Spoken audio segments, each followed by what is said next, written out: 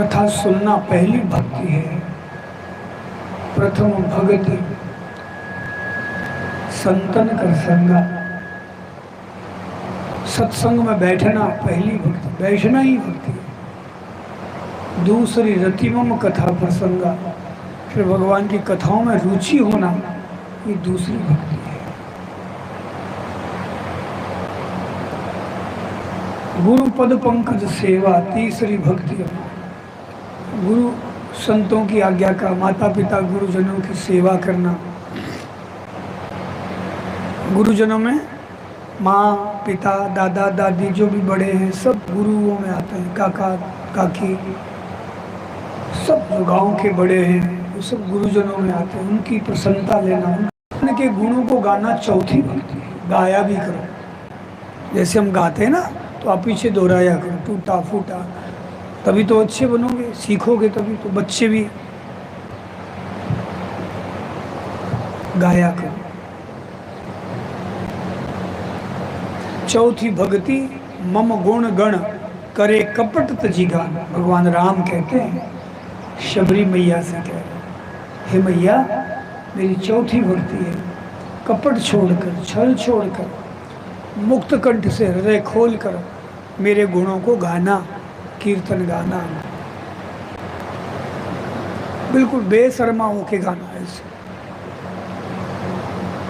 करे कपट छोड़कर गाना, लज्जा छोड़ के गाना। भागवत कहती है गायन विलज्जऊ, विलज्ज होकर के, निर्लज्ज होकर गाओ मेरे कीर्तन।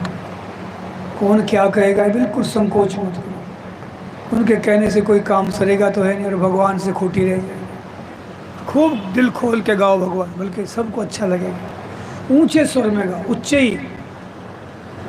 हसत्य थो रोदिति रोति गायति। भगवान की याद में, जब भगवान की याद उमड़े, ऊंचे स्वर से हंसो भगवान की याद में। दुनिया को देख कर नहीं, भगवान की याद में ऊंचे स्वर से कभी प्रेमानंद में हंसो, कभी ऊंचे स्वर में रो चीख चीख के। भागवत कहते उच्चे ही हसत्य थो रोदिति रोति गायति। ऊंचे स्वर में गाओ। उन्मादवत नृत्य थी, बावड़े की तरह नाचो मस्ती में।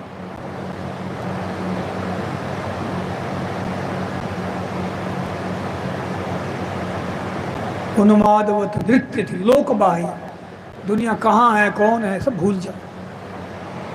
ये भागवत धर्म है, भगवान की प्राप्ति करना। एवं व्रतः स्वप्रिय नाम कीर्त्या। नवयोगेश्वर कह रहे हैं महाराज नेमी से, जनकराज नेमी से, ऐसा जो व्रत ले लेता है, भगवान के लिए अपने सब कर्म अर्पण करना, भगवान की कथाएं सुनना और भगवान के कीर्तन करना, तब उसके अंदर भगवत प्रेम जाग जाता है। जाता अनुरागो, अनुराग जागृत हो जाता है, प्रकट हो जाता है। उस अनुराग में, उस प्रेमानंद में भक्त कभी ऊंचे स्वर में होता है, गाता है, कोई हंसता है। और तब उस प्रेम के कारण से फिर ये रहस्य सब प्रकट हो जाता है कि भगवान ही है। उनकी कृपा से फिर ये दृष्टि में प्राप्त हो जाती है कि भगवान के सिवा कुछ नहीं।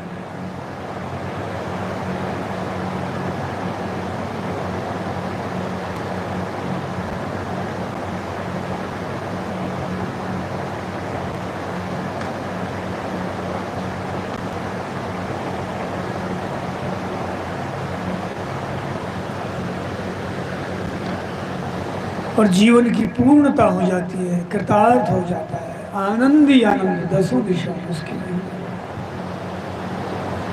ऐसा ऐसा ही साधन है कथा में बैठना, इस परिवेश में बैठना भक्ति है। कितनी सुगम। घर से आओ और बैठ जाओ, शांति से बैठ जाओ, श्रद्धा भक्ति से बैठना ही भक्ति का सूत्र है, स्रोत है।